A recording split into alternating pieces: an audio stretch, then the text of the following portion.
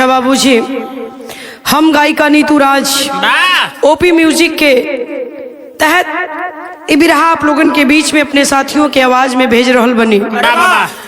हमकी आशा है कि ना विश्वास बाकी आप लोगन के कहानी पसंद आई। कोई त्रुटि होगी किसी प्रकार की तो आप हमें क्षमा करेंगे। 4 लाइन भूमिका में भाव दिहल गई मास्टर साहब।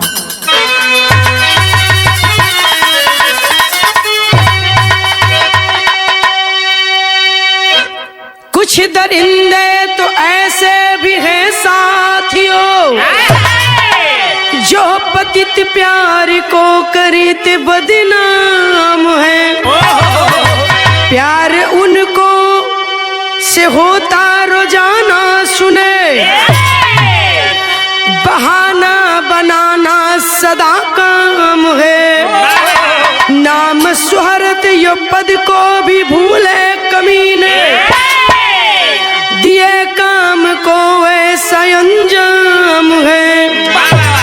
जेल में जेल वाले ही खुद सड़ रहे, ऐसे व्यक्ति को लानत सिया राम है।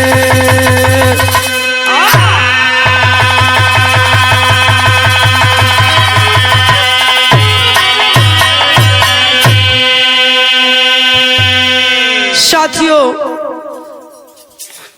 आज भी कुछ ऐसे दरिंदे समाज में घूम रहे हैं शराफत का चोला पहनकर, जिन्हें देखने के बाद कोई उम्मीद नहीं कर सकता कि इतने बड़े दरिंदे हैं या इतने बड़े धूर्तबाज हैं, इतना बड़ा ये कमीना है।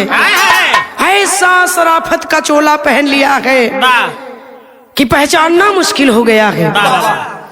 उन्हीं दरिंदों में से एक दरिंदे की कहानी हम आपको सुनाने जा रहे हैं अपनी जुबानी, जो पतित पावन प्यार को भी ऐसा दूषित कर दिए जो विश्वास करने के लायक इस जमाने में अब किसी पर भरोसा करने लायक रहा ही नहीं। अंजाम आपके सामने है। कहानी में एक लाइन गीत गजल लगल मास्टर।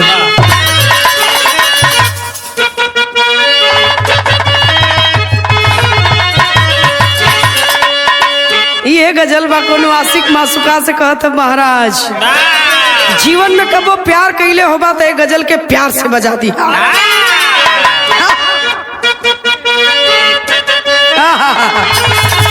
मान गई तो हूँ प्यार कैले रहला। अरे सुन लिया है सब मैंने,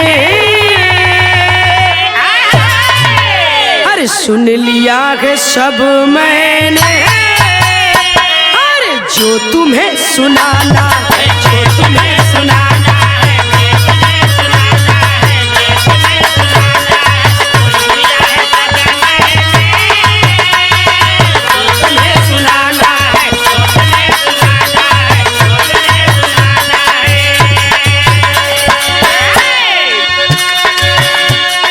सुन लिया है सब मैंने, जो तुम्हें सुनाना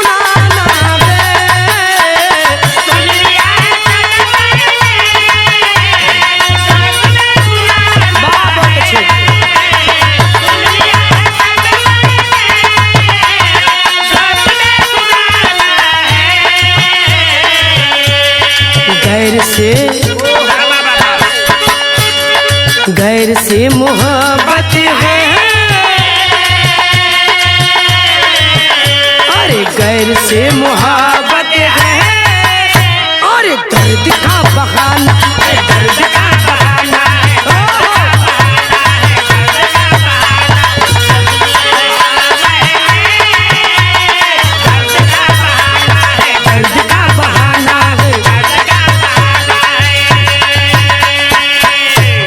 लेकिन बिरहा सुनने वाले बाबूजी 2 लाइन हमारे कवि जी ने भाव में लिखा है।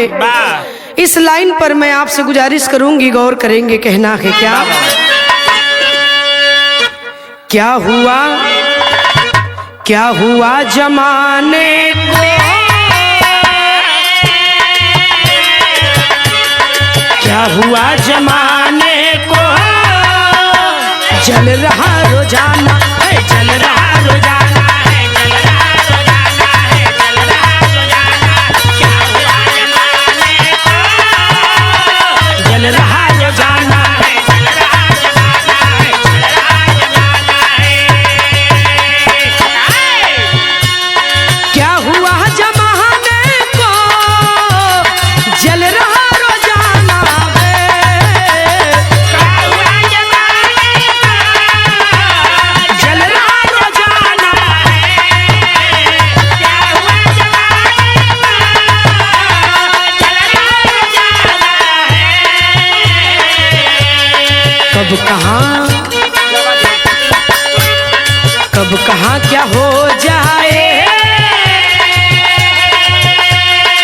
कब कहाँ क्या हो जाए, अरे कुछ नहीं ठिकाना है, कुछ नहीं ठिकाना है,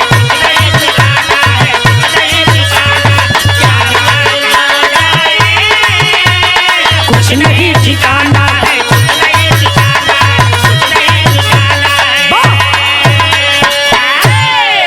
क्या हुआ जमाने को जल रहा रोजाना है, अब कब कहाँ क्या हो जाए कुछ नहीं ठिकाना है। कुछ भी ठीक ना है, कब कहाँ का हो जाई। बारे जमाना, इस जमाने को क्या होता जा रहा है कि बाबूजी, आए दिन कुछ न कुछ रोजाना नई नई घटनाएं घटती जा रही है जो किसी को आभास नहीं है। इसलिए लोग सोच रहे हैं कि कब क्या हो जाएगा कोई नहीं जानता। लेकिन यही से कहानी शुरू हुई। कहानी कहाँ कह बाबूजी, कैसन कहानी है, तनी शहर के माध्यम से कवि जी लिखत हो, उनका लिखल गई।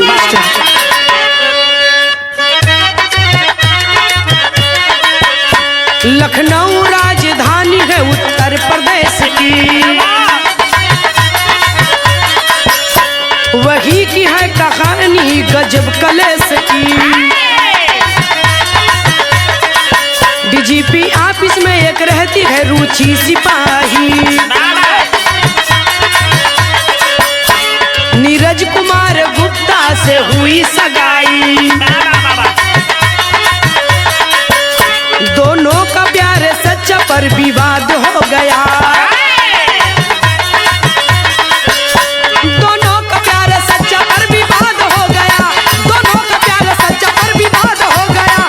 सुखी था जो परिवार वो बर्बाद हो गया।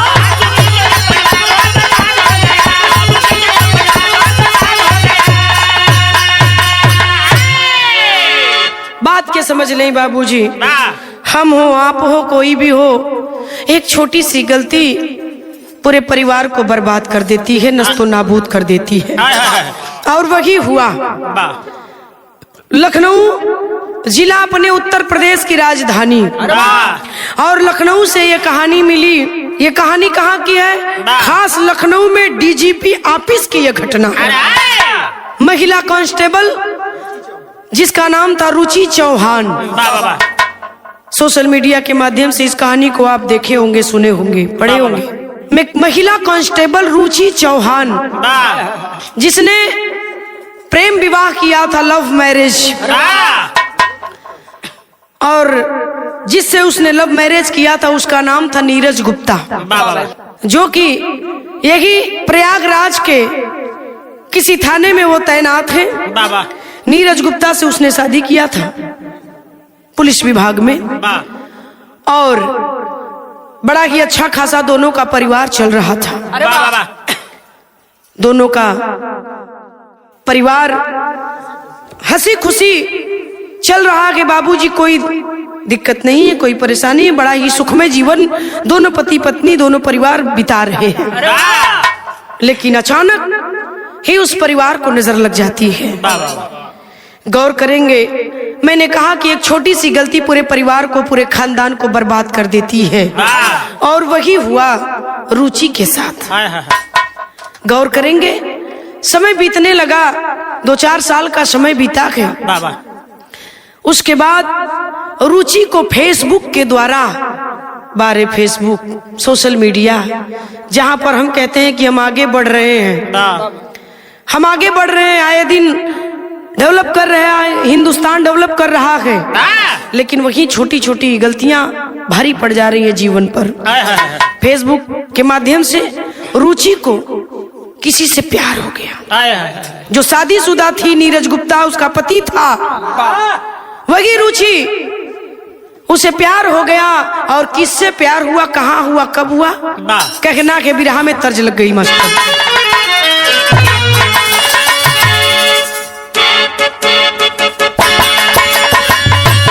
बहुत अच्छी।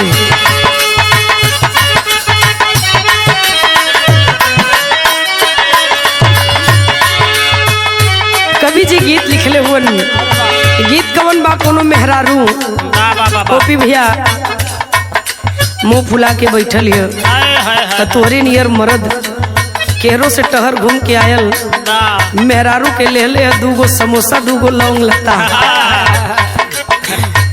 और वही बगले वाले हाथ में दूसर के हाथ में चौचक जिंदा चट्ठे रोहू कलश के कैसन फूलल हो कैसन कोहाइल हो हाइला समोसा हाइला लौंग लता खा हाई मछरिया चला जूसा लगावा दोनों जने खायल जाई मर्द कहता का करे मेहरारू से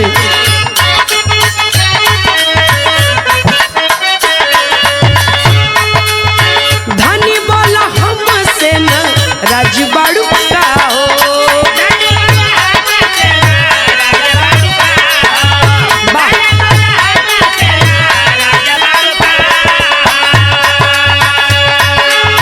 खाना पीना खइले न राजबाड़ू का हो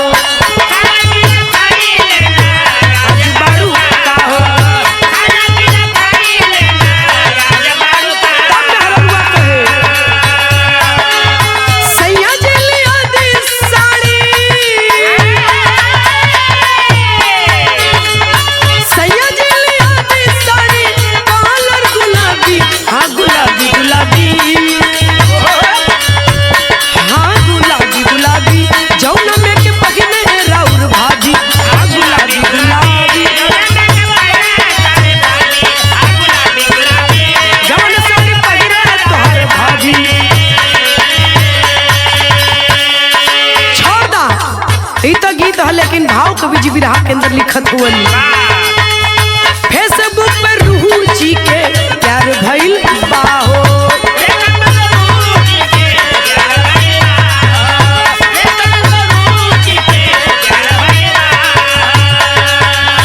पद में सजी से दी डर भइल बाहो पद में सजी से दी डर भइल बाहो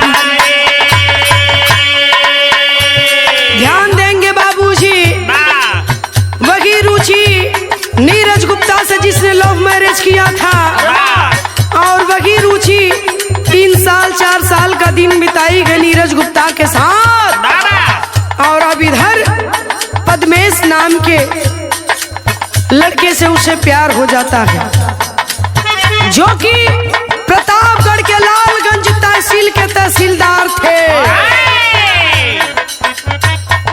आप देखिए महिला कांस्टेबल कहानी बड़ी थोड़ा पेचीदा का ध्यान दिहन आप लोग बिरहा पे नहीं तो गावल बेकार हो। इधर रुचि लव मैरिज कर नीरज गुप्ता से करती है 2-3 साल का 4 साल का दिन उसके साथ बिताती है लेकिन सोशल मीडिया के माध्यम से फेसबुक के माध्यम से उसे पद्मेश श्रीवास्तव से प्यार हो जाता है। मैंने बताया कि जो प्रतापगढ़ के लालगंज तहसील के तहसीलदार साहब थे पद्मेश श्रीवास्तव जी से प्यार हो गया। दिल में पद्मेश को प्रवेश कर लेती है दिल में पद्मेश के बैठा लेलस यार नीरज गुप्ता के दिल से निकार दहलिस। अब देखा हार गई है दिल पद्मेश तहसीलदार साहब पर और इधर पद्मेश तहसीलदार साहब एक राय बताओ थुन रुचि के का राय बतौले खून अंतरा है।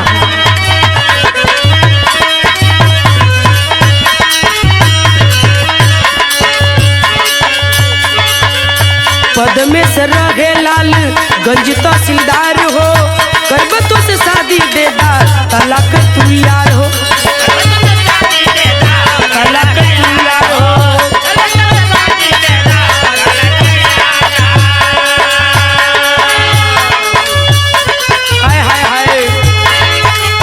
बोले तहसीलदार साहब कहे रुचि से कि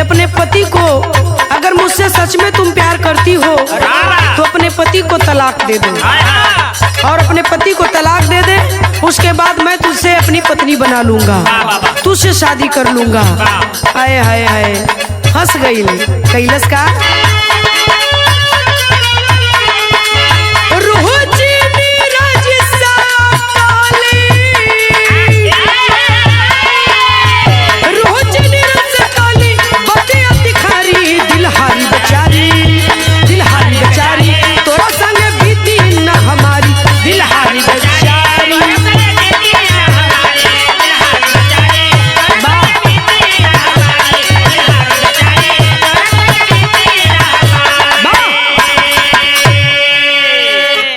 बाबूजी गौर करेंगे कलन के अपने पति के तलाक दे दे नीरज गुप्ता के, तब तू हमसे शादी कर ले, हम तुझसे शादी कर ले तो क्या अपन पत्नी बना के राज रानी बना के रखो।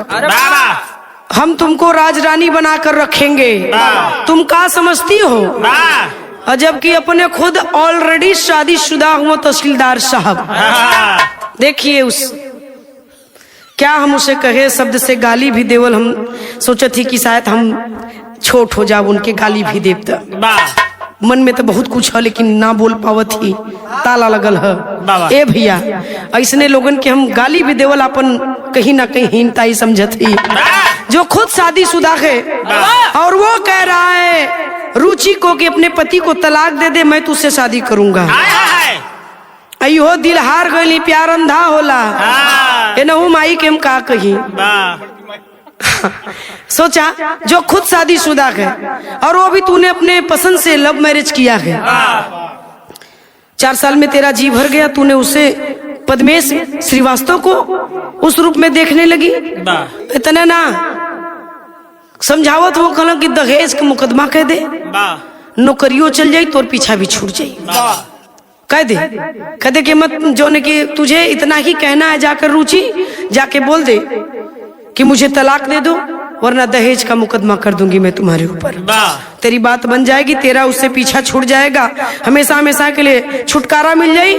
आजा हम तो क्या पर राज रानी बना के रखा, कोनो तकलीफ ना दे। अब ले यो रुचियों के समझ में ना आयल, प्यार अंधा होला बतौली ना। पद्मेश जैसा कहा वैसा रुचि ने करना शुरू कर दिया। विरहा में तर्ज लग गई मास्टर।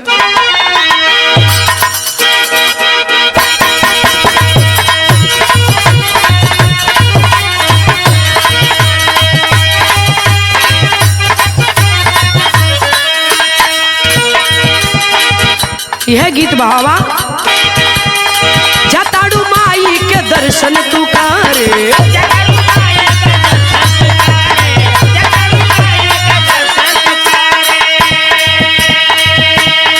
काहे के लगलू हो सजे समारे, काहे के लगलू हो सजे समारे।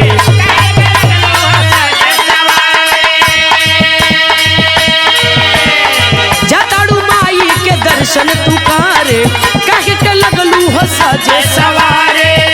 तब सरवैया कहे रील बनी मंदिर के गेट पर जीजा, वीडियो बना के डाल नेट पर जीजा, बुलेट पर जीजा हो बुलेट पर जीजा, बुलेट पर जीजा हो बुलेट पर जीजा, अरे चला घुमा दे बुलेट पर जीजा।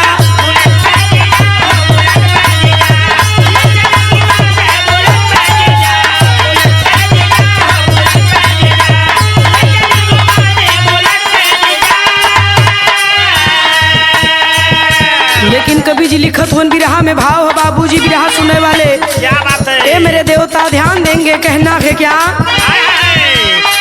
पद्मेश रुचि के मोहरा बनाई,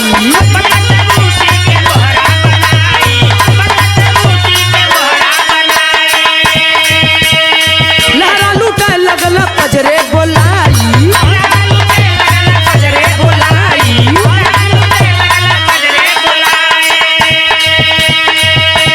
3 साल बीतल समय सुना, शादी तू करबा हो कहिया सुना, लुगैया सुना हो लुगैया सुना, लुगैया सुना हो लुगैया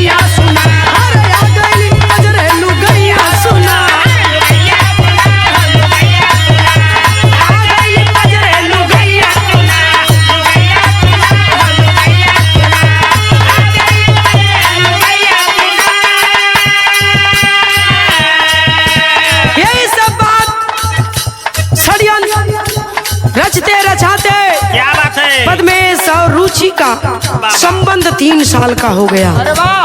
3 साल का दिन बीत गया बाबूजी। जब पद्मेश श्रीवास्तव का मन बनता था तहसीलदार साहब का, तो बुला लिया करते थे रुचि को अपने पास, और लखनऊ से रुचि पद्मेश से मिलने के लिए अपने मायके के बहाना करके प्रतापगढ़ आ जाया करती थी। पद्मेश श्रीवास्तव से तहसीलदार साहब से मुलाकात करने के लिए दोनों रात भर रहा करते थे, फिर सुबह ये चला जाया करती थी। ये कार्यक्रम 3 साल जारी रहा लगातार, और इसी दौरान ये सिलसिला जारी रहा, और उसी में कोई पद्मेश की पत्नी को फोन कर देता है, और जब उसे पता चला कहीं ना कहीं से सुराग मिला है, तो वो आ गई है अपने पति से मिलने के लिए, वही जहां ड्यूटी करते थे तहसीलदार साहब। आ गई है रूम पर साथ में रहने के लिए तहसीलदार साहब की पत्नी। तो होता क्या है मास्टर, आवा अरे प्रगति पत्नी गई क्वार्टर पे आई,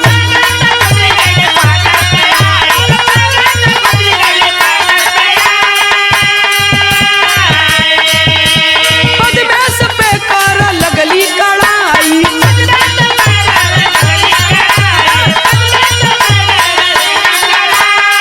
मिला के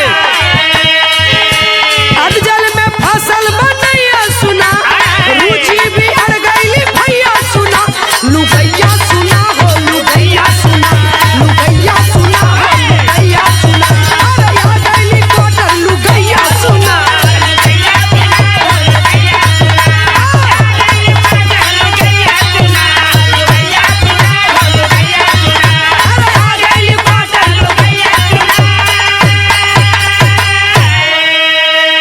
ध्यान देने वाली बात है बाबूजी। तहसीलदार साहब की पत्नी प्रगति, मैंने बताया कि उसी दौरान आ गई है रहने के लिए, जहां तहसीलदार साहब को क्वार्टर मिला था रहने के लिए, रहने लगी तहसीलदार साहब के साथ में। अब तो यार रुचि के मालूम पड़ल कि भी शादीशुदा हूँ, और शादी करे खातिर हमसे दबाव बनाओ थू, और खुद तहसीलदार साहब शादीशुदा अड़ गई लीन कलिन की बतावा, हमसे शादी करे का वादा कैले हुआ, शादी करे का वादा कैले हुआ, कब करबा? आई तुहार पत्नी है। कहा कि पागल हो गई हो, पत्नी मेरी है, वो छोड़ो, जैसे तुमने अपने पति को तलाक दे दिया मेरे खातिर, उसी तरह से मैं भी तेरे खातिर अपने पत्नी को तलाक दे दूंगा। क्या समझती हो, प्रेम करता हूँ तुमसे, तो उसके साथ तो एक रात बिताना मुश्किल है। बोल पड़ी है रुचि, याद रहे बाबूजी क्या कहना है क्या? अरे छोड़ा वाला जैसे पति के गम से, अरे छोड़ा वाला जैसे पति के गम से, वैसे छोड़ के पत्नी शादी करा, कसम से करा, कसम से करा। छोड़ा वाला जैसे पति के हमसे, जैसे मेरे पति को तूने मेरा साथ छुड़ा दिया, ठीक उसी तरह से मुझसे शादी करना होगा, और उसी शर्त पर मैं शादी करूंगी, इसी शर्त पर कि तू भी अपने पत्नी को छोड़ेगा।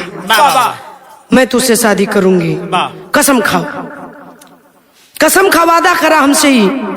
विरह में तर्ज बदल गई मास्टर।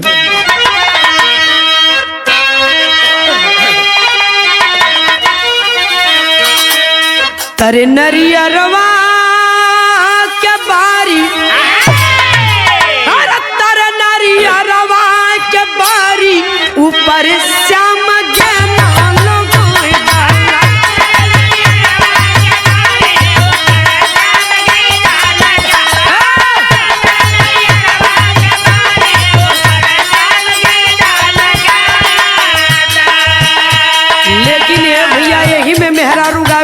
सतमुखी है, हमरे बनारस का गावेली, का गावेली, कितनो तू गंगा न गईबा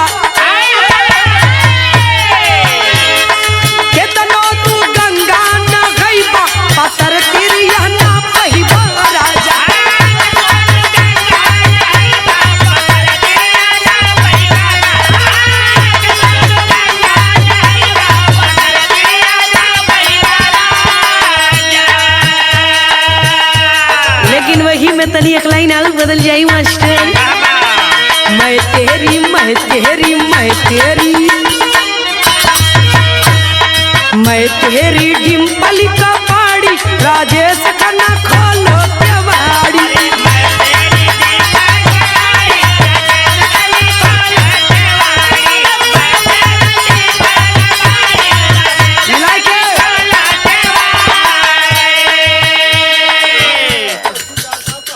लेकिन गौर करिहन बाबूजी, छोड़ा ई धुन, लेकिन बिरहा में कवि जी लिखत हुआ रुचि जौनी समय दबाव बनावे लगली, तहसीलदार साहब का हल्का भइल।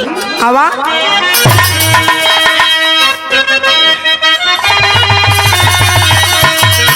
अरे दूधू में हरिया का मारा, अरे दूधू में हरिया का मारा बेचारा पड़ल अधे जल में,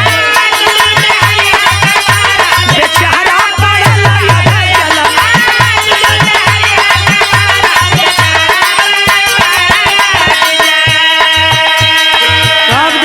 भैया लोग कहला कि केहू दूसरे के फसौले न फंसी, जे फंसी अपने बनौले जाल में फंसी। आज तहसीलदार साहब अपने ही बनाए जाल में फंसने जा रहे हैं।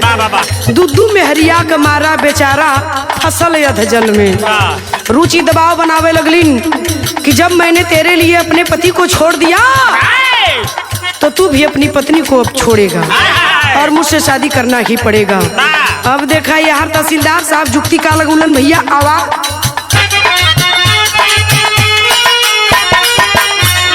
सोची बिचारिया का जुगती लगावल, एक जुगती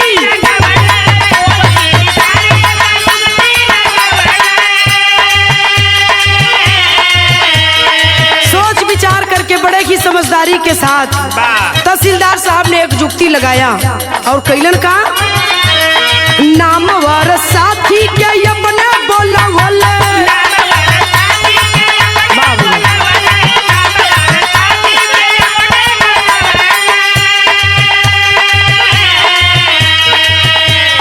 कहले लगहवा किनारा बेचारा पड़ल अधे जल में,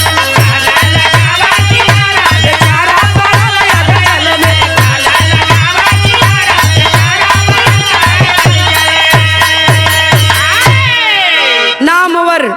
नामवर सिंह जो तहसीलदार साहब के बड़े खास दोस्त थे, उनको बुलाते गए और साजिश के तहत कहला कैसो ये हमार गला एकदम थपकी पकड़ ले लिया, एकदम घेटी पकड़ ले लिया, केहरो घुमावा तक ना देती हो।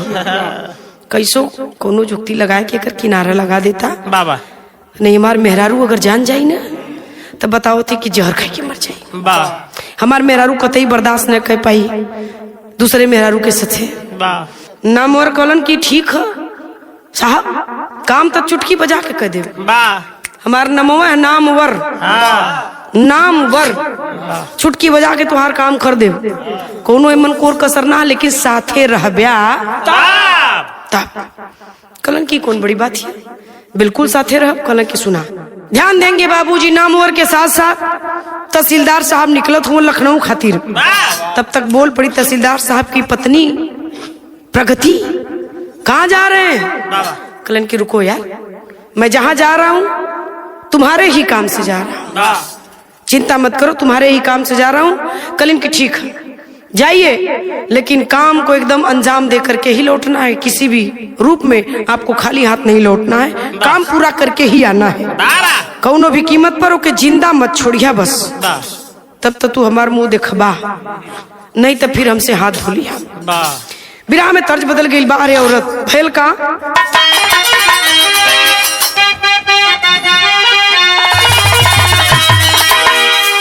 यह गीत बा मास्टर।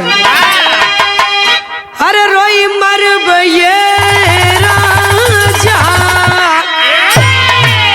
अरे डूबी मरब ए परेजा, जई बाजो उरुब के देसवा।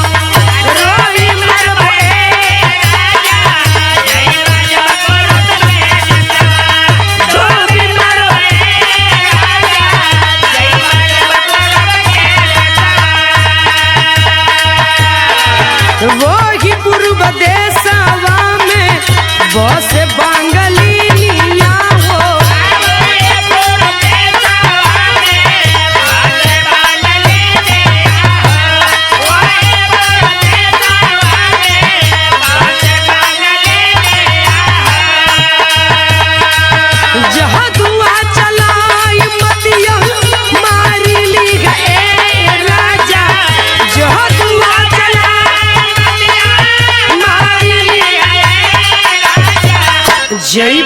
पूर्व के दशमा।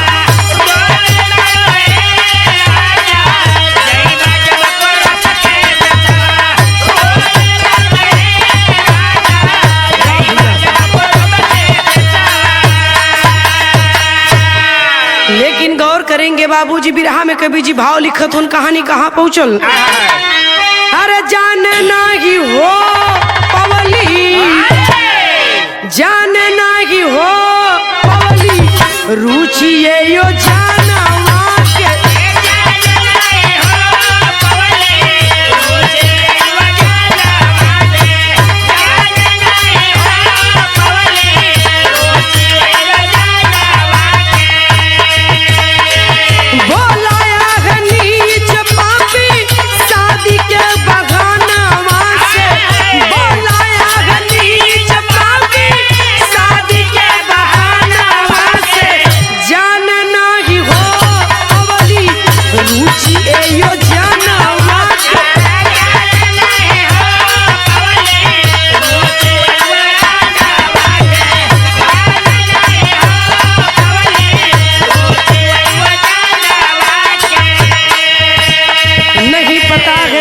को आया है पद्मेश मिलने के लिए। तहसीलदार साहब आयल हो रुचि से मिले बदे फोन कैलन, फोन कई के शादी के डेट फाइनल करे के बहाना करके बुलाते हैं और रुचि को बुलाया है।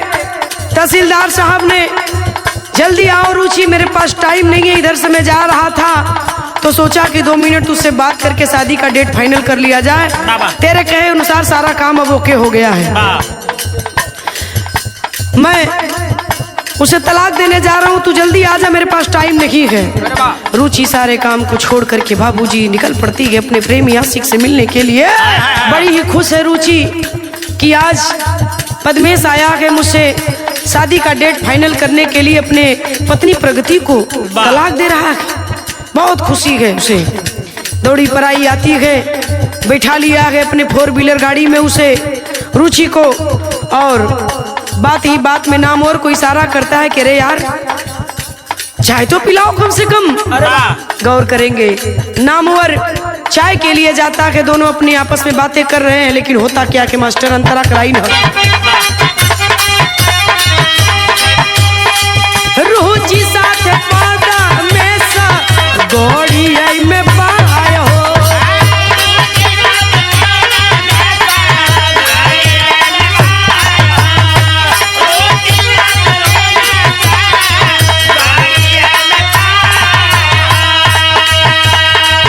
नामवर लिया दिहले, नामवर लिया दिहले दुई कप चाय हो।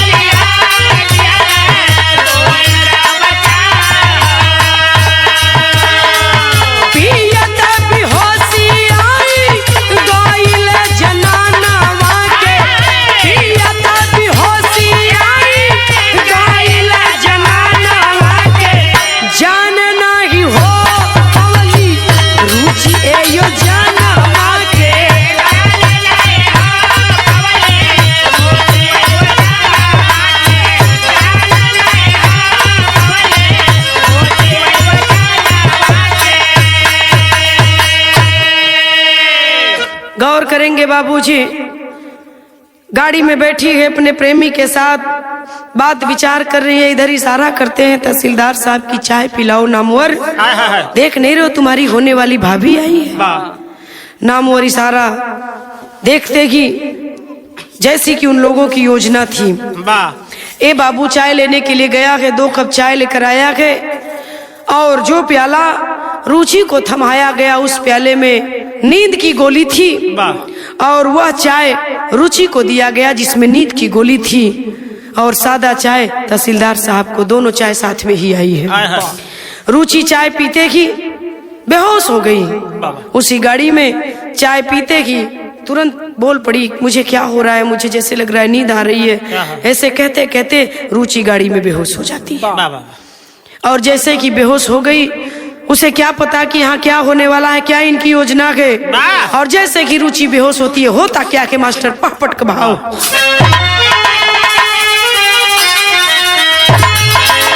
तब बेहोशी में गला घोटे बेईमानवा ससिया रुकल बा, नाला बीच फेंक के भागा लसिया ससिया रुकल बा।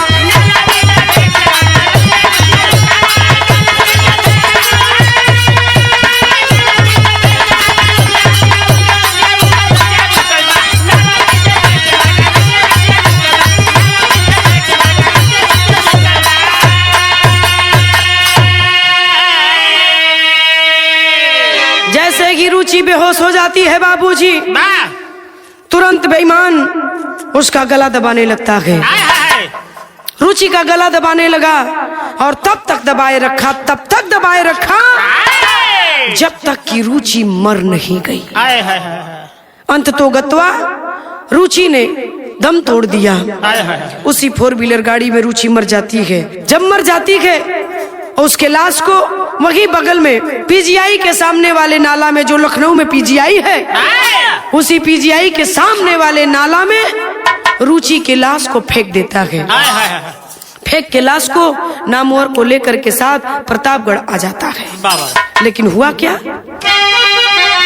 तो रुचि को जब फोन मिलाई, साझी को भौजाई हो, स्विच ऑफ हर वक्त बतावे, तब गईली घबराई हो। साथी पुलिस को बोली बरसया सिया ससिया रुकल बा, भयल सवेरा गाँव का बसिया ससिया रुकल बा। गौर करेंगे बाबूजी। ए भैया, रोज की तरह यार रुचि का भौजाई फोन मिलावे लगल रुचि के मोबाइल पर, लेकिन रुचि का नंबर स्विच ऑफ 2 बजे रात तक फोन मिलाती रह गई। 10-10 मिनट के बाद रुचि की भाभी रात 2 बजे तक मोबाइल उसका स्विच ऑफ ही बताता गया, लेकिन हो गया सुबह। घबरा रही है कि आखिर फोन रोज तो लगता था, रोज मेरी बातें होती थी, आज क्यों नहीं हो रही है। इतने देर तक रुचि कभी स्विच ऑफ नहीं करती थी मोबाइल को, और आज इतना स्विच ऑफ घर के मोबाइल को रखी। आखिर बात क्या है, दिल घबराए लगल रुचि के भौजाई का। तो रुचि के साथी कांस्टेबल महिला जो रुचि की सहेली थी, उसी के साथ ड्यूटी किया करती थी, उसे फोन मिलाकर पूछती है कि रुचि कहाँ है, उसका मोबाइल स्विच ऑफ आ रहा है, कुछ पता नहीं चल रहा है कि मेरी ननद आखिर है कहाँ। बोल पड़ी ड्यूटी तो आई थी, लेकिन गई कहाँ, अगर घर नहीं गई तो आखिर गई कहाँ, कहीं कुछ पता नहीं चल रहा है बाबूजी। जाती है सहेली रुचि के क्वार्टर पर, वहाँ भी कुछ पता नहीं चला। लोग बताए कि वो तो कल सुबह 10 बजे ड्यूटी गई और अभी तक लौटी नहीं है, हमने उसे कल का देखा है। सारी बात उसके भाभी को, रुचि के भाभी को बताती है कि भाभी ऐसी ऐसी बात है। साथ ही साथ मोबाइल पर सोशल मीडिया के माध्यम से रुचि की सहेली सोशल मीडिया पर आकर के लोगों को बताती है कि मेरी सहेली कल 10 बजे से लापता है, कहीं पता नहीं चल रहा है। उसके फोटो के साथ जैसे ही वायरल करती है, जिसे भी जानकारी हो मुझे बताए इस नंबर पर, लेकिन कहीं कोई पता नहीं चल रहा है बाबूजी। इतना ही नहीं, इधर रुचि के गांव वाले बिजनौर से वो लोग भी आ गए हैं। रुचि का पता नहीं चल रहा है, रुचि कहाँ है। थाने में जब FIR हुआ उसके गुमशुदगी का कि कल 10 बजे से लापता है, अभी तक कोई पता नहीं चला, गुमशुदगी का थाने में FIR दर्ज कराया गया। धीरे धीरे ये सब करते करते, ये प्रक्रिया करते करते धीरे धीरे 3 दिन 4 दिन का दिन बीत गया। और जब 4 दिन का दिन बीता के साथियों, तो होता क्या है मास्टर साहब, अरे माई बाप भाई सब ही आ गइल सहारिया भैया।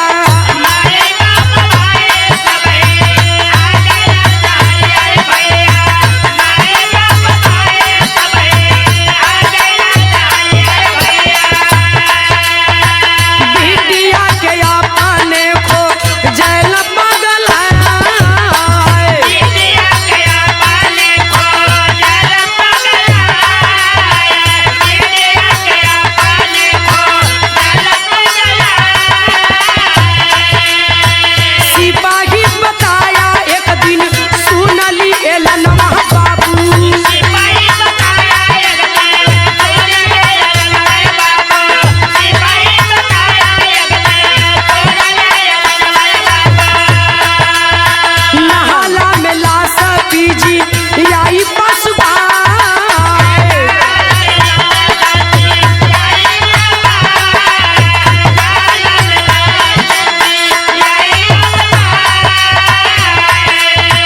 गौर करेंगे बाबूजी, ध्यान देने वाली बात है। माई बाप भाई भौजाई सारे लोग जब एकत्रित हुए, गुमशुदगी का FIR दर्ज हो गया थाने में। इधर सारे लोग आए, तब तक वही बिजनौर का ही रहने वाला एक सिपाही बताता है कि PGI हॉस्पिटल के पास जो नाला है, लावारिस लाश मिली है।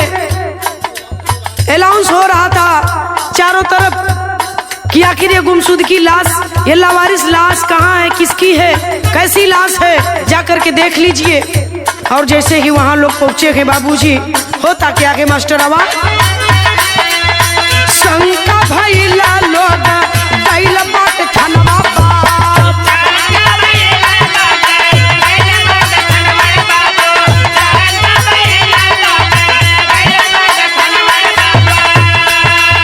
लाशया मोबाइल बीटी या के मिलल भाई।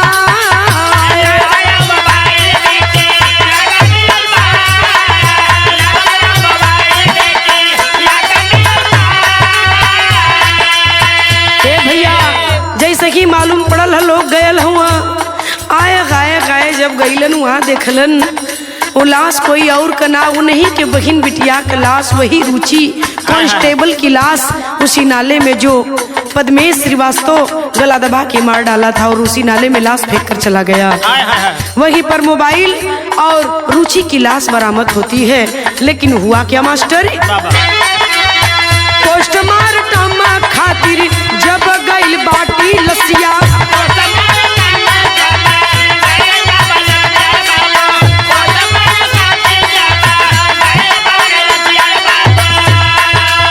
सगरी रिपोर्टिया गइल बाटे।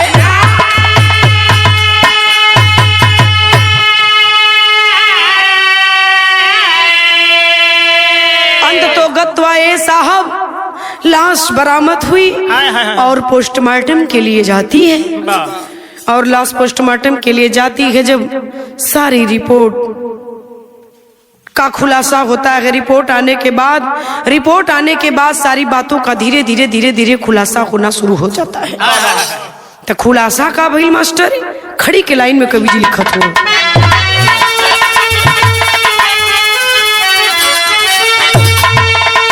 अंतिम काल के आधार पे पुलिस वही घड़ी जाके पद्मेश के भवनवा पीटत बसी का।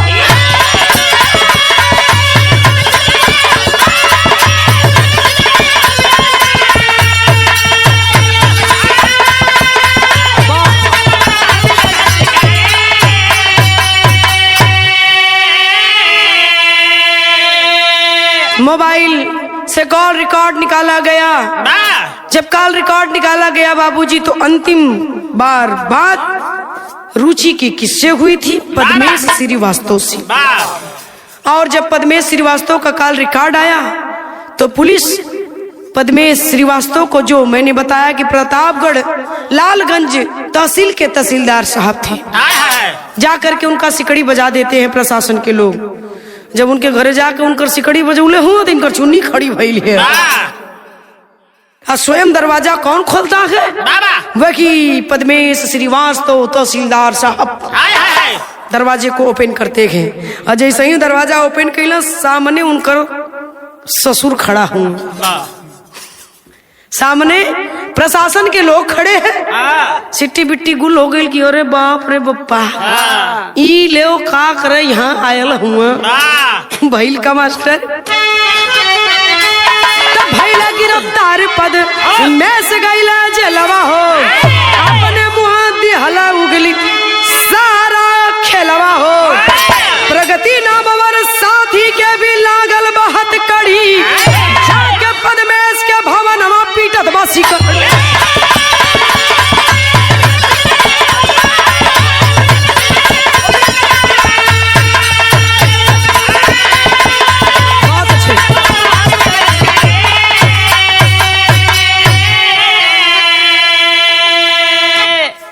कलन की चलिए, आपका स्वागत करने के लिए थाने पर लोग खड़े हैं। स्वागत करने के लिए आपका ताने पर लोग खड़े हैं और बड़ा बेसब्री से आपका वहाँ इंतजार हो रहा है जल जल पान के साथ। कल हमने किया क्या है, कल वो जब आप वहाँ चलेंगे ना तो वहाँ अच्छे अच्छे लोगों को जानकारी हो जाती है, आपको भी हो जाएगी। और आप अकेले नहीं जाएंगे, आपके बड़े ही अजीज दिल के करीब प्रिय मित्र नामवर सिंह और आपकी धर्म पत्नी प्रगति, उनको भी ले लीजिए साथ में। आपकी सेवादारी में वो लोग भी रहेंगे तो काम अच्छा होगा, उनको भी ले लीजिए। तीनों को पकड़कर पुलिस लेकर जाती है बाबूजी। अब पुलिस का डंडा ऐसा होला रामकृष्ण, अरे नीक नीक जने जवन कसम खाए के बैठल हुआ कि मर जाब लेकिन जबान न खोलब, मर जाब लेकिन मुंह ना खोलब। वो जब डंडवा जाला न वो ऐसने जगह जाला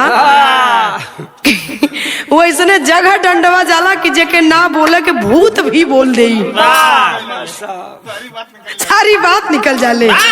और जब प्रशासन का डंडा हुआ तहसीलदार साहब के पड़ल है चौचक, जाए के चौचक उनके अपन जगह बनौले है, तब तहसीलदार साहब एकदम जी से भूत कबूल है वही तरह हाली हाली हाली हाली उगले शुरू कैले हुआ। भैल का मास्टर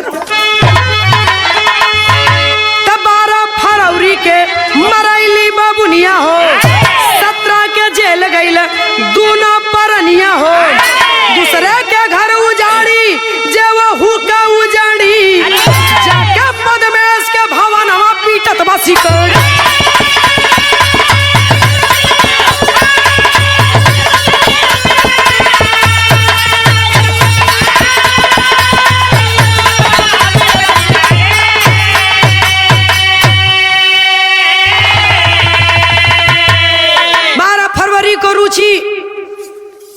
मारी जाती है, गला दबाकर जिसकी हत्या करते गए तहसीलदार साहब पद्मेश श्रीवास्तव जी, और 17 फरवरी को दोनों परानी जेल चले जाते हैं। तो ये लिए हम बतौली बाबू, बुरे कर्म का बुरा नतीजा ना मानो तो कर देखो, और जिसने जिसने किया है यारो जाके उसका घर देखो। जे गलती करी गलत करी तो कर परिणाम हमेशा होके गलत मिली। अच्छा करेंगे अच्छा मिलेगा, गलत करेंगे तो गलत मिलेगा। माँ तारानी फल देंगी, आज नहीं तो कल देंगी। तो कहना है मास्टर एक लाइन संदेश समाज खातिर, आए दिन मोबाइल पे ही होत बाटा प्यार हो, चोरी हत्या पाप बढ़त बाट बेविचार हो, देश के सामने इस समस्या बड़ी, जाके पद्मेश के भवन हवा पीटत बसी कर।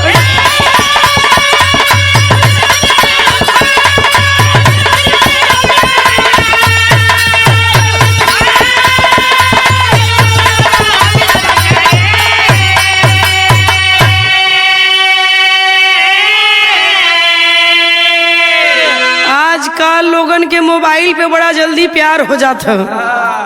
बारे प्यार प्यार इतना सस्ता हो गल है बहादुर भैया, इतनी प्यार सस्ता हो गल बा, ठेला में बिकत है, ठेला पे बिचत है, ओकर दाम 1 रुपया ना है।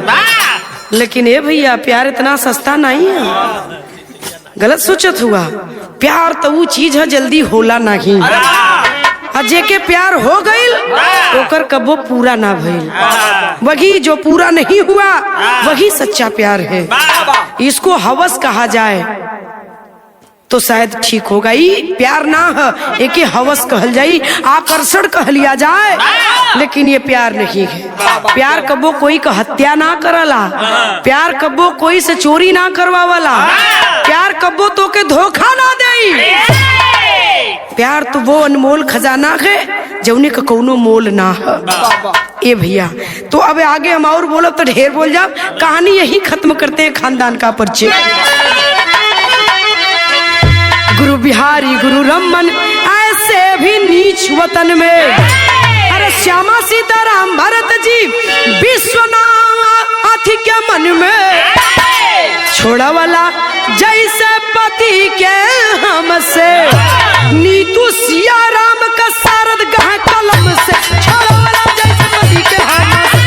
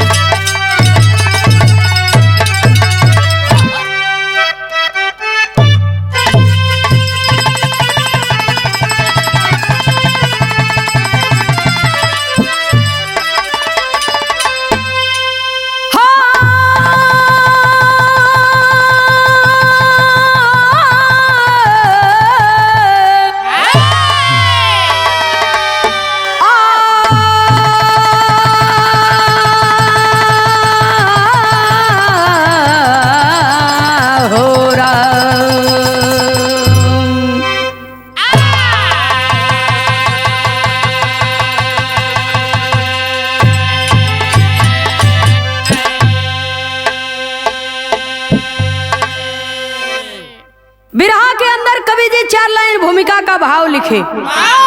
बिरहा सुनने वाले श्रोता सज्जनों जरा गौर करिएगा। कभी कभी हमारे पास शिक्षा तो होती है, लेकिन शिक्षा होते हुए भी हम ऐसा व्यवहार करते हैं इस दुनिया में और ऐसा ऐसा काम कर जाते हैं मानो जैसे हमें इस समाज से कोई सरोकार ही नहीं है, कोई लेना देना ही नहीं है। इसी बात को मद्देनजर रखते हुए ये बिरहा माँ स्टूडियो वो भी म्यूजिक की ओर से आप सबके बीच में जा रहा है। मैं गायिका कुमारी सुमित्रा नंदनी इलाहाबाद की पावन सरजमी से हमारे साथ हमारे मंच पर बैठे हमारे कवि जी श्री खेमराज यादव मोछवाले और हमारे कवि जी श्री मंगल यादव जौनपुरी जी ने, दोनों कवियों ने इस गीत को सजाया है। जरा गौर करेंगे। बिरहा के अंदर 4 लाइन भूमिका के भाव में लिखना पड़ा।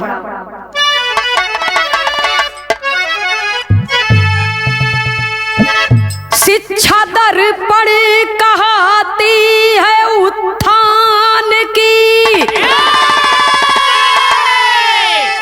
सभ्यता का पतन हो रहा पाके शिक्षा। ख्वाब लाखों सजो कर के बेटी चली, पर भली ना बली चढ़ गई पाके शिक्षा। गरल से प्रबल आज मानव बना, धन के पीछे धर्म या कर्म खो दिया। ऐ खुदा प्रश्न का मेरे उत्तर बता, कह के मंगल कवि की कलम रो दिया।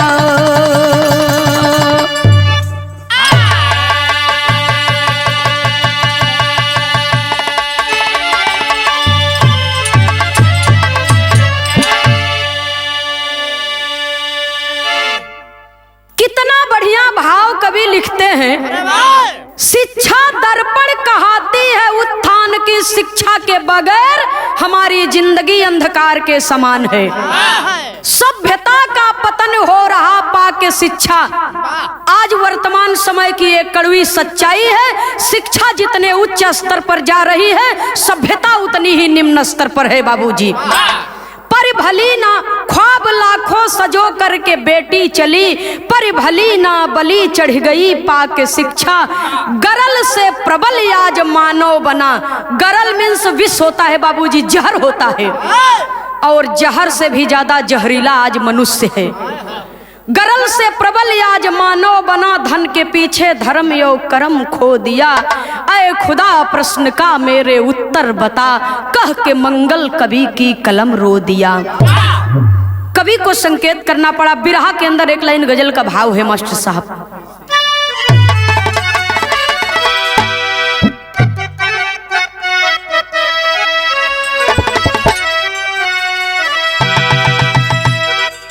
अरे मिलती है जिंदगी में,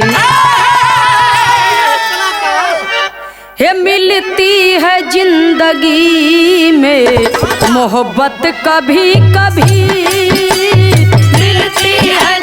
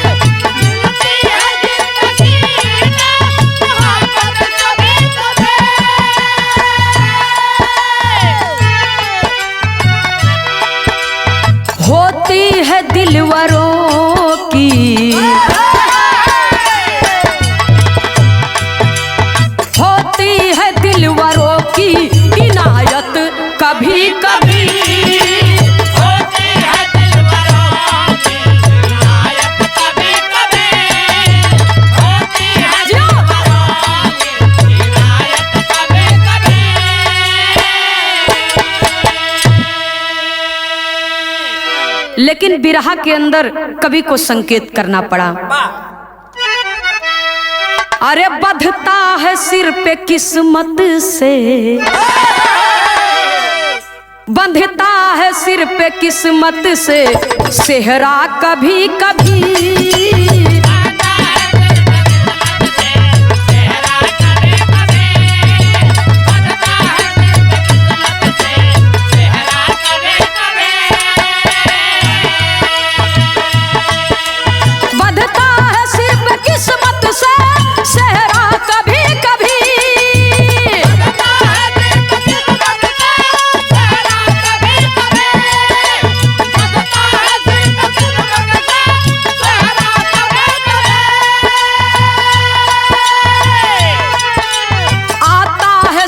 सामने आता है सच्चा सामने चेहरा कभी कभी।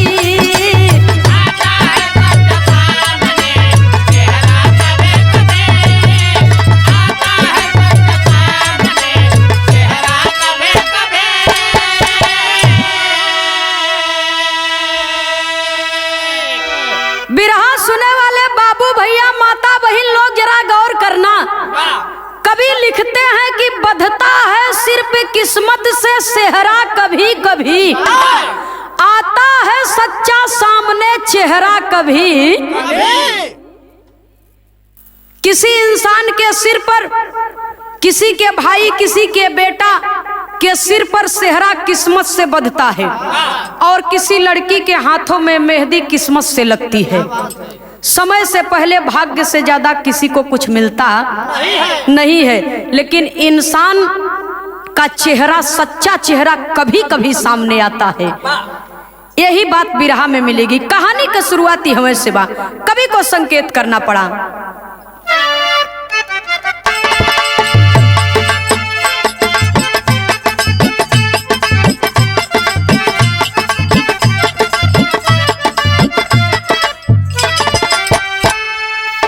दक्षिणी भारत में,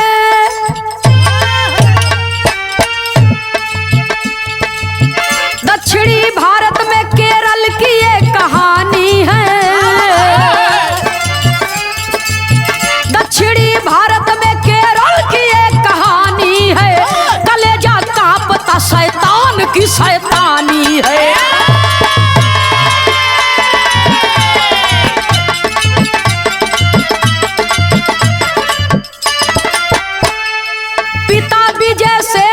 विद्याधरन के आंगन में,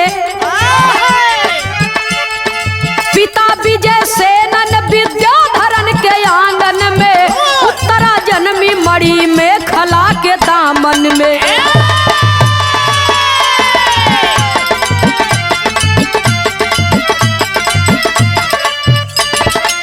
मचलती नाजनी दस्तक रही जवानी की,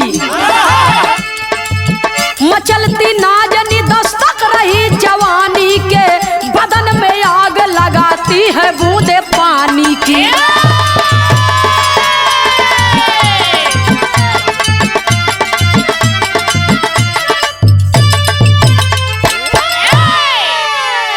भैया एक सच्ची घटना आपके बीच में निकल करके आई, जिसे कवि ने बिरहा का रूप दिया। दक्षिण भारत केरल के अंदर एक छोटा सा परिवार है। परिवार के सबसे बड़े सदस्य का नाम है विजय सेनन विद्याधरन। विजय सेनन की पत्नी का नाम है मणि मेखला। दोनों प्राणी के प्रेम से बाबूजी एक बेटी पैदा हुई, जिस बिटिया का नाम उत्तरा रखा गया। उत्तरा धीरे धीरे बड़ी हुई, बाल्य अवस्था समाप्त हुआ, जवानी की दहलीज पर कदम रखी। पढ़ाई लिखाई में अव्वल नंबर उत्तरा लिया हुआ और गजब का खूबसूरती। माता पिता सोच रहे हैं, चाहे अमीर घर का बिटिया हो चाहे गरीब घर का बिटिया हो, हर बेटी जब शादी के योग्य हो जाती है तो हर माता पिता को चिंता हो जाती है। महतारी बाप सोचा था कि बिटिया का बियाह कैसे कहवा किया जाए, लेकिन धीरे धीरे समय बीतने लगा। जब जवानी की दहलीज पर कदम उत्तरा रखती है तो उसके सुंदरता का वर्णन किया गया। मचलती नाजनी दस्तक रही जवानी में, बदन में आग लगाती है बूंदे पानी में। सुने वाले बाबूजी, जिस कॉलेज में उत्तरा पढ़ रही है उसी कॉलेज में एक लड़का है जिससे उत्तरा को मोहब्बत हो गई, जिसका नाम सूरज है, जिसका नाम सूरज है बाबूजी। और जब दोनों में मोहब्बत हो गई तो दोनों बात क्या कर रहे हैं। विरह में एक लाइन तर्ज है मास्टर साहब,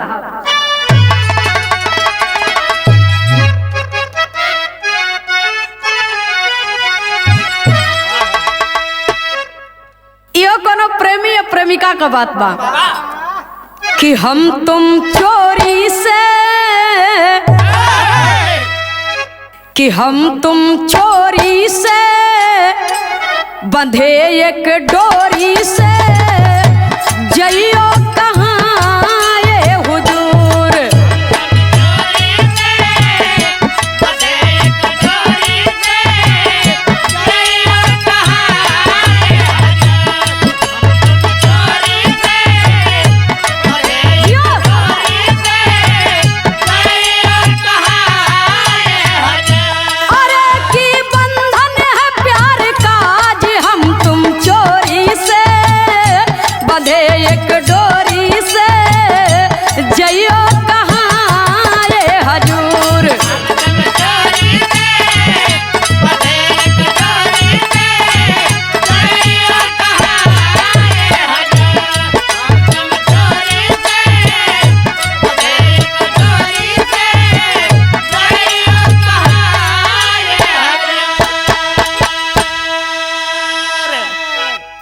बाबूजी यह तरज का लाइन बा, लेकिन बिरहा के अंदर कवि को संकेत करना पड़ा।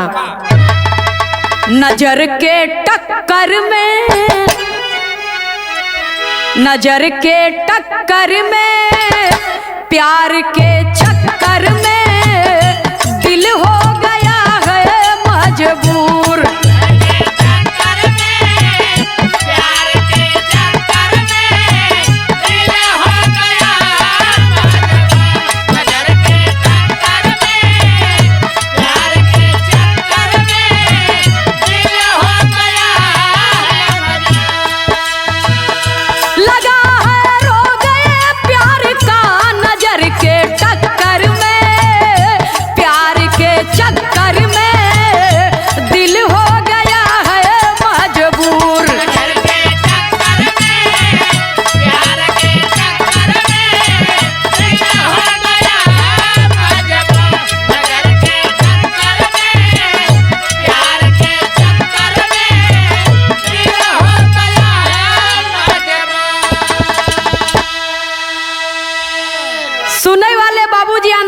कितना सुंदर भाव कवि लिखते हैं।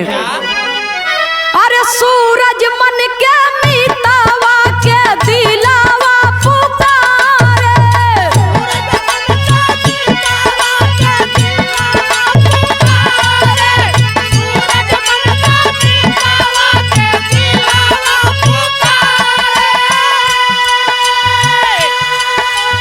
दोनों परिवार राजी विधि गति के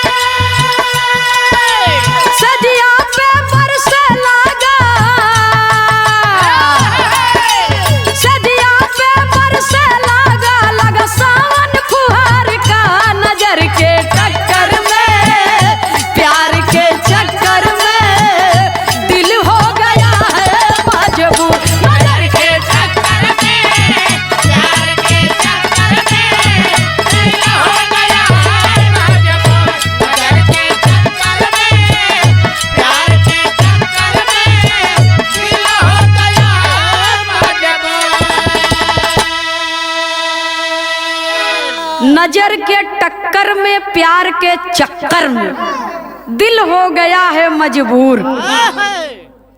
सुने वाले बाबूजी, उत्तरा और सूरज का प्यार जब परवान चढ़ा तो ये बात दोनों परिवार वालन के मालूम चली और सूरज के घर वाले भी जान गए, उत्तरा के घर वाले भी जान गए। लेकिन उत्तरा का महतारी बाबू डेरात काहे बदे हैं? क्योंकि बेटी उत्तरा लर्निंग डिसेबिलिटी नामक बीमारी से ग्रसित थी।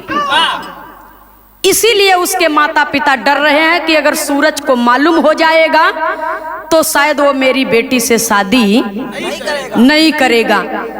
लेकिन नजर के चक्कर में, इसीलिए लिखा गया प्यार के टक्कर में दिल हो गया है मजबूर। तो प्यार के आगे सब कुछ बाबूजी फीका है, ऐसी भावना सूरज के हृदय में है। तो सूरज ने कहा कि मुझे उत्तरा के बीमारी से कोई परहेज नहीं है, मैं उससे मोहब्बत करता हूं, मैं उससे विवाह करूंगा। अच्छा, शादी तो हो गई। तो उत्तरा के बीमारी के कारण, जिसकी वजह से सूरज को दहेज में 786 ग्राम सोना, एक सूडान कार, 4 लाख नगद मिला था।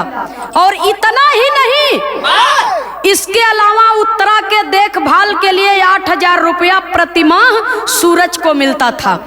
उत्तरा के माता पिता उसे इतना पैसा देते थे कि हमारी बेटी को ससुराल में किसी प्रकार की तकलीफ न हो, दवा दुआ की कमी न हो। धीरे धीरे बाबूजी उत्तरा और सूरज का प्यार आगे बढ़ता गया। और जब आगे बढ़ता गया बाबूजी तो कवि को संकेत करना पड़ा। बिरहा में एक लाइन तर्ज लगा मास्टर साहब।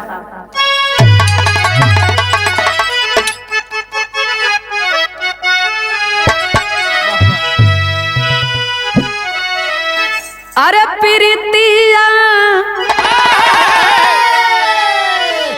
ए प्रीतिया कहे के लगौला, बेकल जिया रहलो न जाय।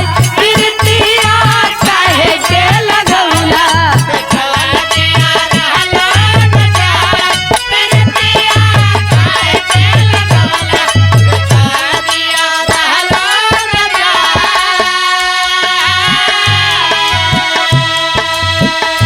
मतारी बहिन लोग गावेलिन, बाग लगवला, बगीचा लगवला, बाग लगवला, बगीचा लगवला, बाग लगवला, बगीचा लगवला। अरे ने बुलावा कोहिनू गौला, बेकल जिया रहलो न जाए। लेकिन बिरहा में कवि को संकेत करना पड़ा। अरे या चरावा उत्तरा के भरी ग, धुरु गईले गोदिया में यार।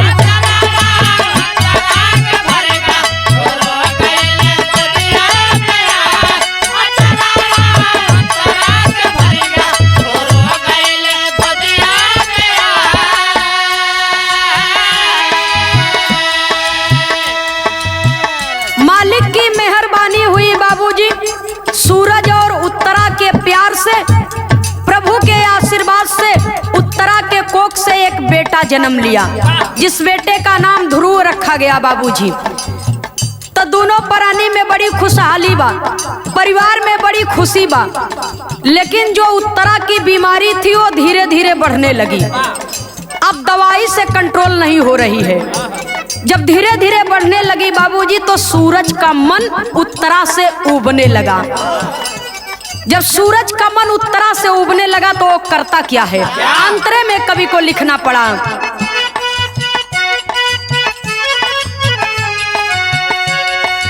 एक दिन उत्तरा के सूरज बोला,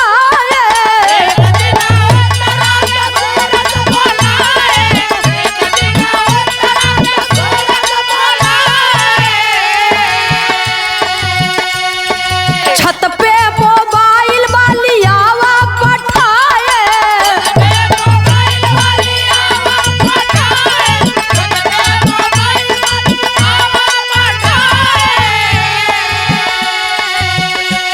सरपावा हमें पे डसले, सरपावा हमें पे डसले, बदन बिस गईले समार।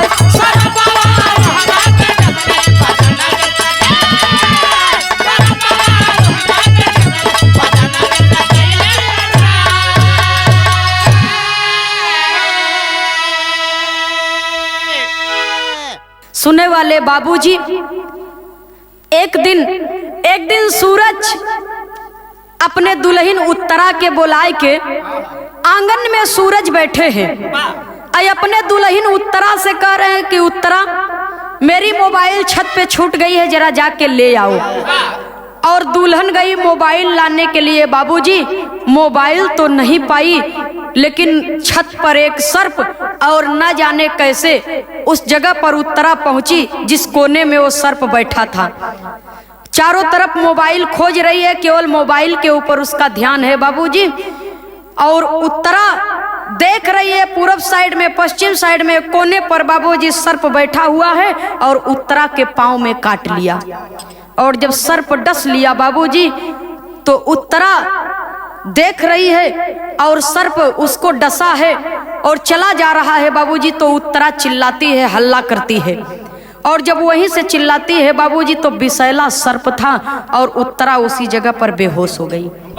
और जब बेहोश हो गई बाबूजी तो कवि को बिरहा शैली में टेरी के भाव में लिखना पड़ा।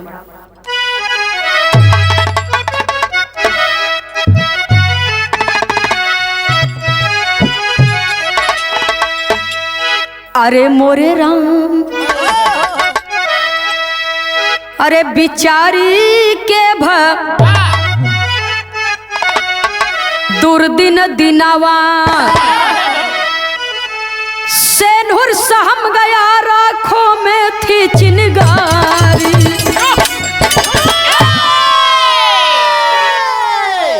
उत्तरा जब बेहोश हो गई बाबूजी तो कुछ देर के बाद तब सूरज जाता है। चीख पुकार सुन करके तुरंत नहीं गया, कुछ देर के बाद गया। और जब कुछ देर के बाद गया बाबूजी तो हुआ क्या, बिरहा में एक लाइन तर्ज है मास्टर साहब, कहना है।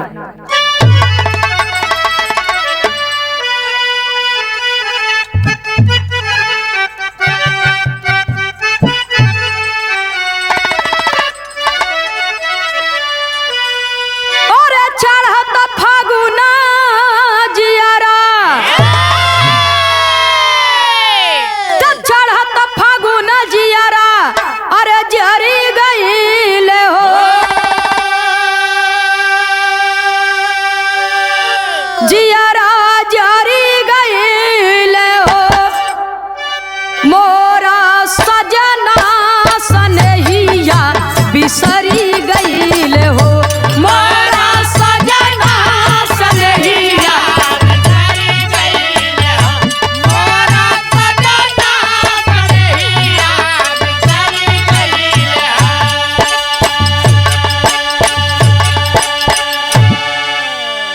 लेकिन उत्तरा के विषय में लिखा गया, कवि को संकेत करना पड़ा। और जिंदगी में जहार, तो जिंदगी में जहार, अरे घोराई गई ले हो। अरे घोराई गई ले हो, तन में दुई गो बीमारिया समाई गई ले हो। तन में दुई गो बीमारिया समाई गई ले हो, तन में दुई गो बीमारिया समाई गई ले हो। बड़ी परेशानी सूजन होई गा बदन में, बड़ी परेशानी सूजन होई गा बदन में, बड़ी परेशानी सूजन होई गा बदन में। रक्त स्राव होवे लगा बिटिया के तन में, रक्त स्राव होवे लगा बिटिया के तन में,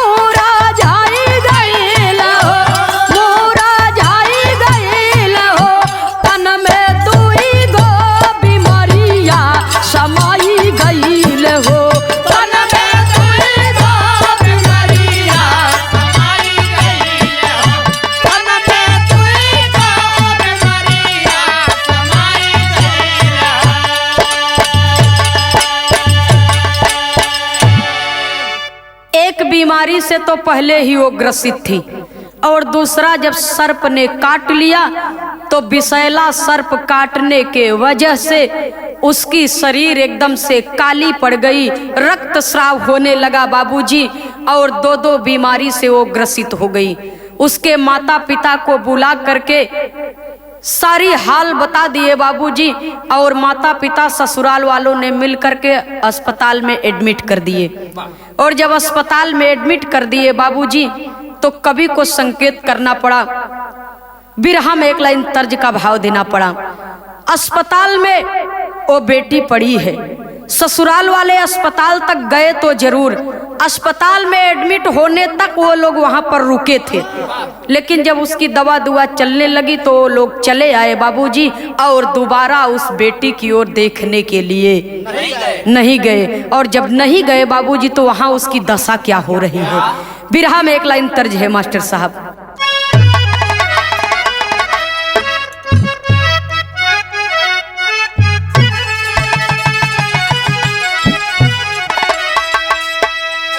हमारा के कैला बदनाम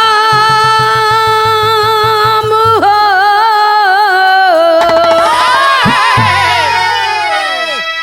हमारा के कैला बदनाम ये श्याम बसिया बजाई के,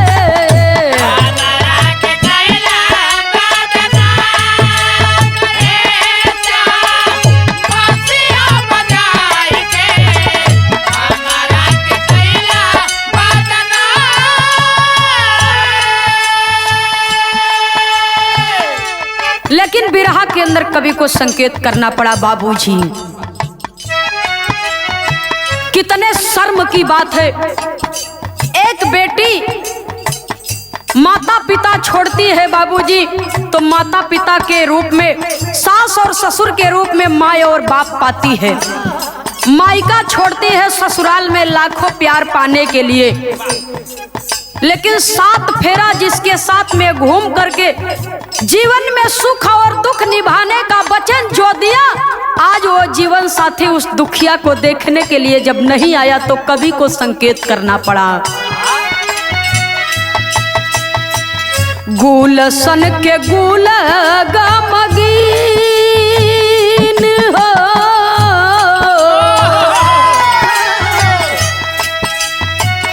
गुलशन के गुल गमगीन रंगीन दिन सपना हो गईले,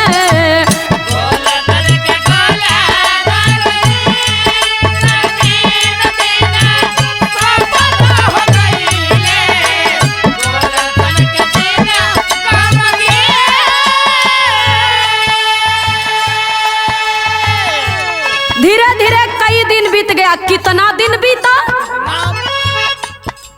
52 दिन बाद जब आईली भवनवा, 52 दिन बाद जब आईली भवनवा, आईली भवनवा, मिले खातिर आई गइल सूरज सजनवा,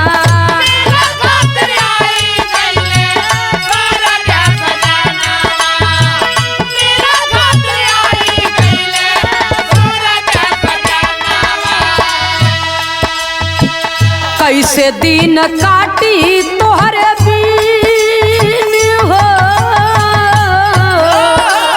कैसे दिन काटी तोहर बीन रंगीन दिन सपना हो गईले, कैसे दिन काटी तोहर बीन रंगीन दिन सपना हो गईले, कैसे दिन काटी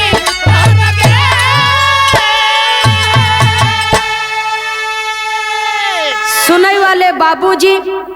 52 दिन के बाद जब वो लड़की थोड़ा स्वस्थ हुई, उत्तरा थोड़ा स्वस्थ हुई और हॉस्पिटल से वो घर आई और जब हॉस्पिटल से छुट्टी मिली बाबूजी घर पे आई, वो भी अपने मायके में, क्योंकि ससुराल वालों का पता जता तो था नहीं, वो तो जाते आते नहीं थे, फोन भी नहीं लग रहा था। 1-2 बार संदेशा भी भेजवाए लेकिन किसी को कोई फर्क नहीं पड़ा। विद्याधरण सोचने लगे बेटी तो अपनी है, बेटी तो अपनी है, इसका तो देख रेख करना ही करना है। वही बाबूजी माता पिता अस्पताल से अपनी एकलौती बेटी उत्तरा को अपने घर ले आए। और जब घर ले आए बाबूजी, तब एक दिन सूरज आया। सूरज आया और अपनी पत्नी से हाथ जोड़ करके कहने लगा कि मुझे माफ कर दो, मैं किसी काम से बाहर चला गया था इसलिए आ नहीं पाया, अब मैं तुम्हें लिवाने आया हूँ, मेरे साथ घर चलो।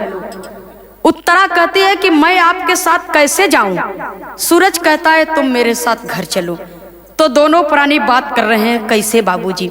अपने पति को हाथ जोड़े हुए खड़ा देख करके बाबूजी वो पत्नी के आंखों से आंसू बाबूजी ढरकने लगा। तो अपने पति से कहती है, बिरहा में कवि जी 4 लाइन छंद का भाव लिखते हैं, कहना है बाबूजी,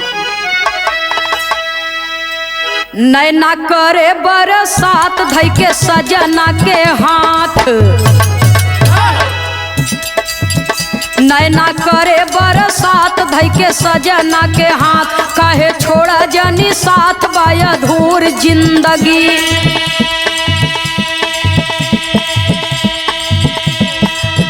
सूरज कहे एक बार खता माफी द हमार, देबै तोहरा के प्यार भरपूर जिंदगी।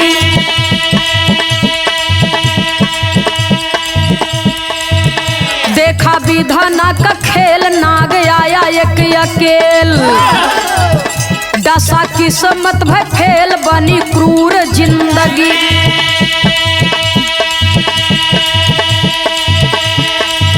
जबकि होई गवा भोर सबरों में जोर जोर, जबकि होई गवा भोर सबरों में जोर जोर, भवा बखरी में शोर होई गे दूर जिंदगी।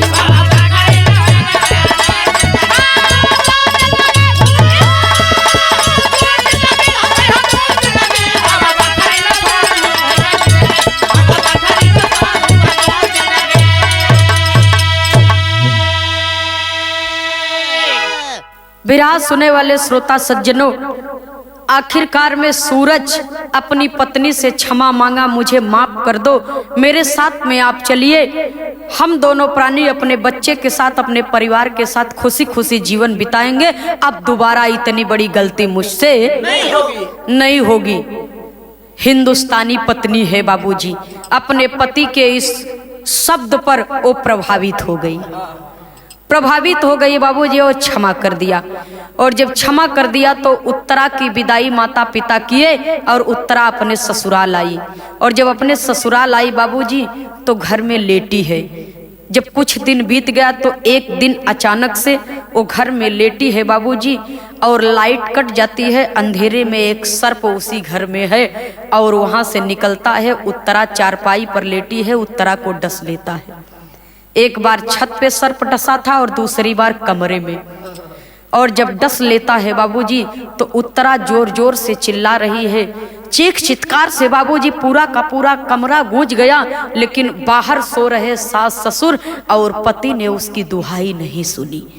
दर्द से पीड़ित है बाबूजी, असहनीय पीड़ा हो रही है, उसके बदन में असहनीय पीड़ा हो रही है, वो चीख रही है, चिल्ला रही है। लेकिन जब परिवार के लोगों ने सुना नहीं, उसकी आवाज को सुन करके भी नाकारा कर दिए बाबूजी। और जब सुबह हुआ, दरवाजा खोला गया तो जीवन की कहानी समाप्त। जीवन की कहानी जब समाप्त हो गई बाबूजी तो चारों तरफ खबर दिया गया, उसके मायके खबर पहुंचाई गई। पिताजी विद्याधरण पुलिस प्रशासन को इसकी सूचना देते हैं। और जब पुलिस प्रशासन को इसकी सूचना देते हैं बाबूजी तो पुलिस प्रशासन के लोग उस जगह पर जब पहुंचते हैं जहां पर उत्तरा है, उत्तरा की ससुराल में, तो कवि को संकेत करना पड़ा, आल्हा के लाइन में लिखना पड़ा बाबूजी।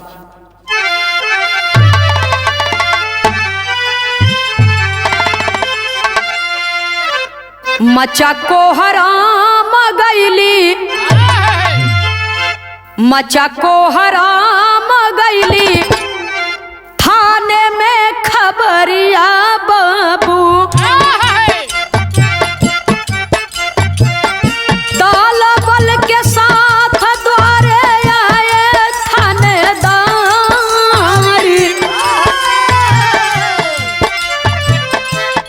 पोस्टमार्टम खातिर जब लसिया गईल बा भैया, डॉक्टर अनूप कृष्णा कहे उस बार, नशीला पदार्थ सेवन कैली रतिया में बेटी, चढ़ा को बरा के काटे बिसबरिया।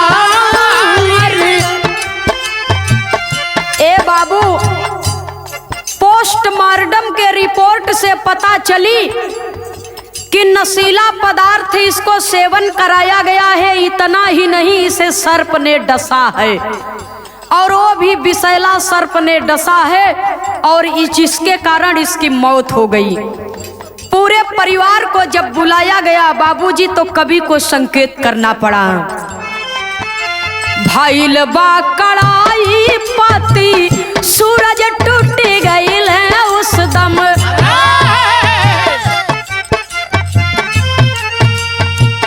दिलावा दहलिगा बतिया की है बाऊ घार, करती कलई के ऐसन रोग ही गुजरिया साहब, मारे खातिर बार बार किया हम प्रयास, सुरेश सपेरावा से सपवा खरीदली साहब, तीसरी बार पूरा भावा दिलावा के आस,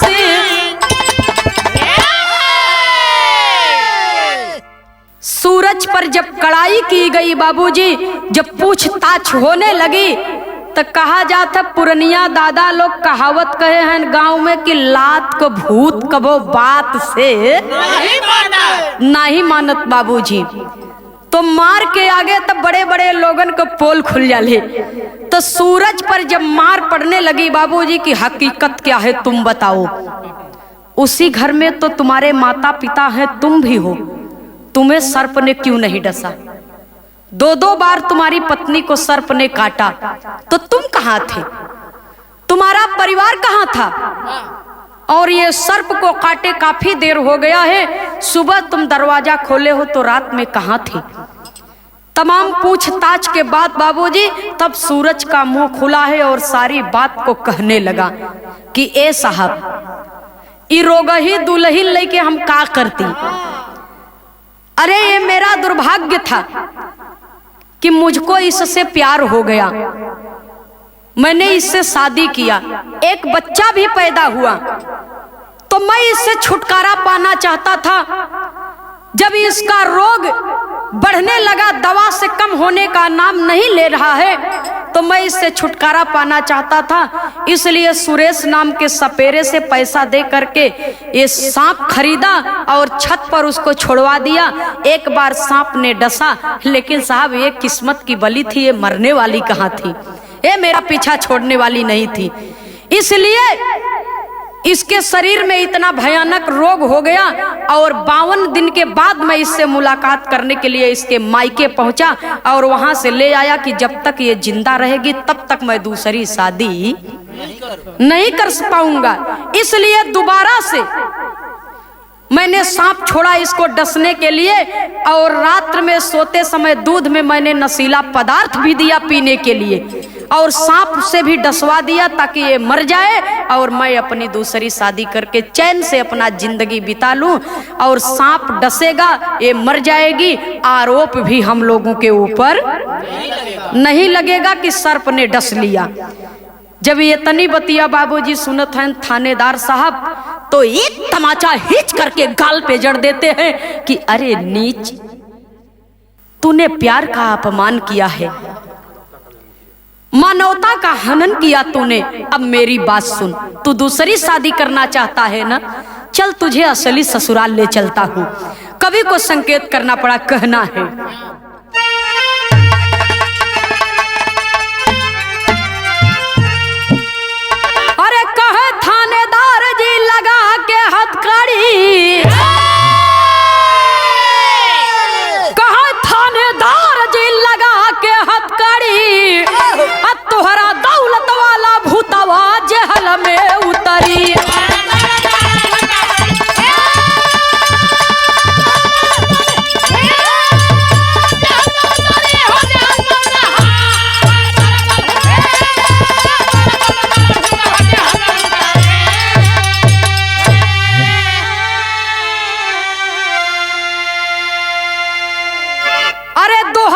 जीवन कारा वास वाला सजावा।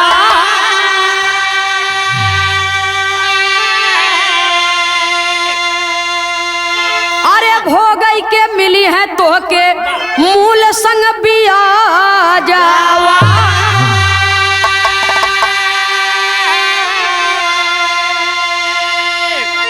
अरे जाके बंदी घर में पिसत बाचा करी, तो जाके बंदी घर में पिसत बाचा करी। अब तोहरा दौलत वाला भूतवा जे हल में उतर।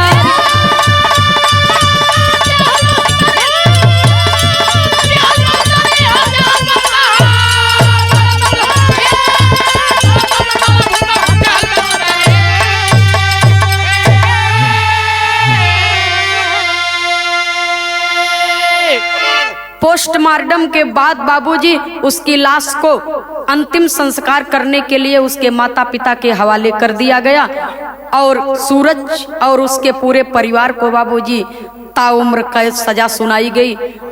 और आज भी वो सूरज जेल में बाबूजी बंदी घर में चक्की पीस रहा है, अपने कर्मों का कर्मदंड भोग रहा है।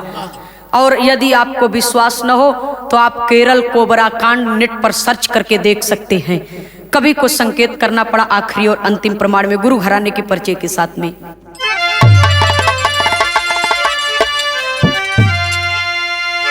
स्वामी सीताराम हित गुरु गए स्वर्ग की ओरी, मंगल जौनपुरी की कविता लहरे चारों ओरी।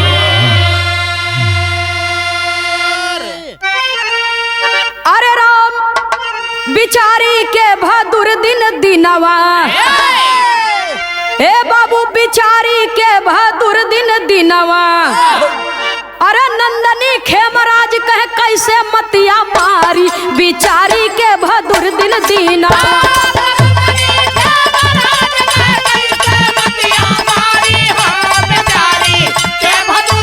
जय हो जय हो।